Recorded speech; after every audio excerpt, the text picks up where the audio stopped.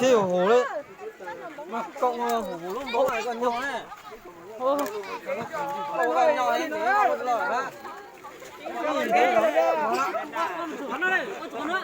đó phát hiện qua thấy rõ lên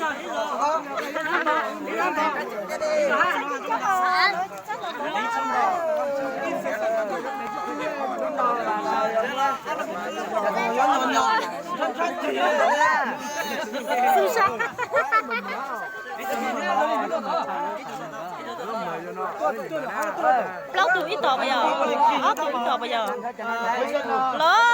lo sai ơi cháu chả mẹ ăn sao sợ có lưu tận nó vẫn vẫn bỗng nó tổ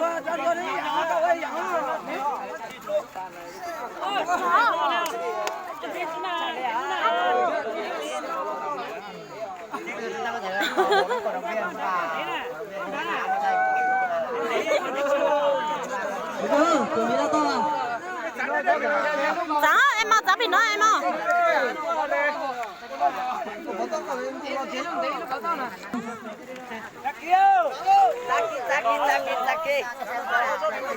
bắt đầu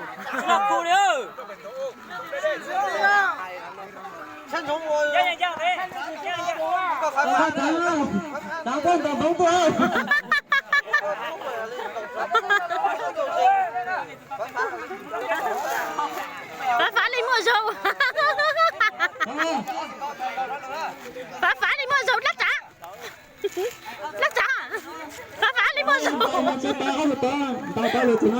có cho phá đi mua rượu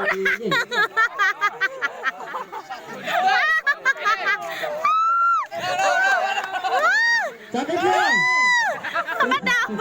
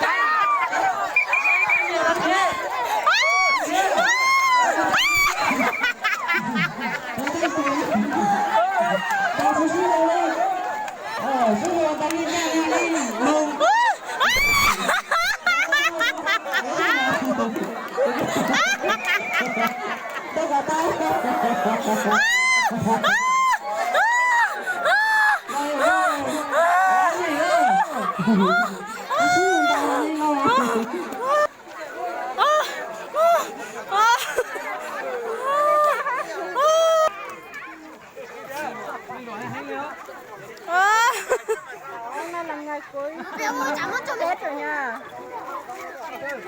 Mẹ Vợ khóc nha.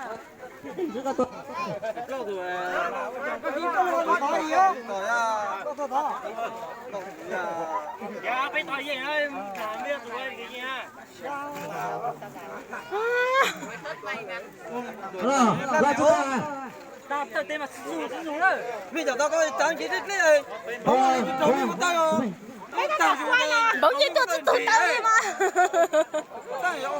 Phá lý mua chỉnh á. Lại.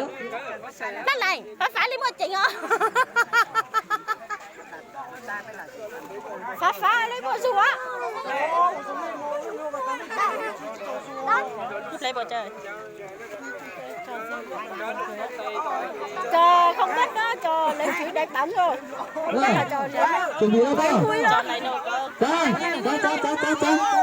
Cháu ai tới tổ Sáng luôn. nó chuẩn bị đấy tôi tự chủ tế mình Sáng về mì uống. Phá lên một chị lắc chăng.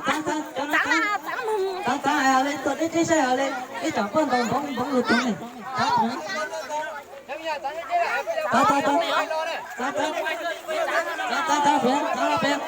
ta tiếp bị đâu ta tôi đi xe là phủ là Khởi động máy móc đi.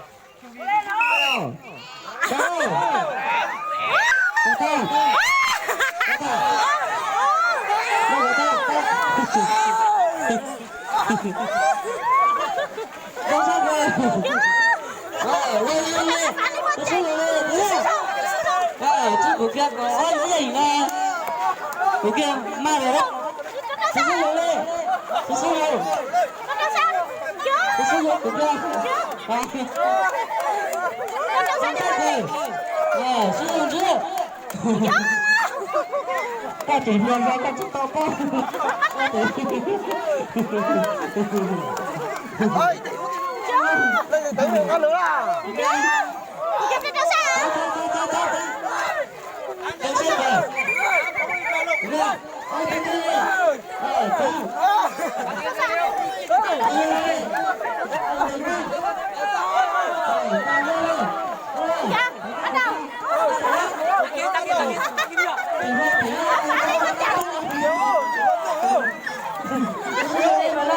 Anh có gì?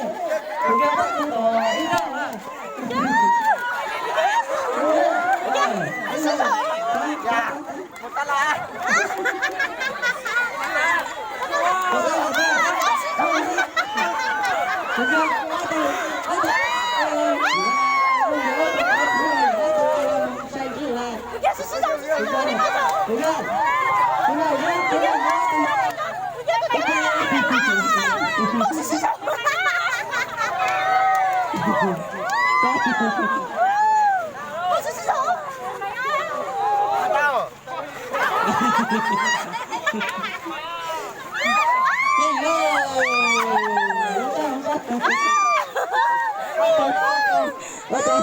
Cô à? Anh không